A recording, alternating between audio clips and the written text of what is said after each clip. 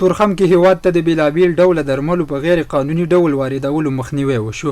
د ننګرهار ولایت تورخم ښارګوټي کې د ګمرک امریت اړوند د محمولي د مدیریت له لوري 9 کیلو یوناني درمل، 13 کیلو طبي ستنې او 160 کیلو زراعتي درمل چې جمله 102 کیلو کېږي د غیر قانوني لیږدونې مخنیوی وشو.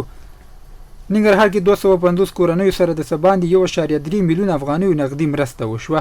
د ننګرهار ولایت کډوالو بیرته راستنیدونکو چارو ریاست تر چتر لاندې CWSA موسسې له لوري 250 بیرته راستنیدو شوو کورنیو سره د 1,150,250 افغانیو نغدي مرسته وشوه چې هرې کورنۍ ته 5,300 افغانۍ ورکړل شوې.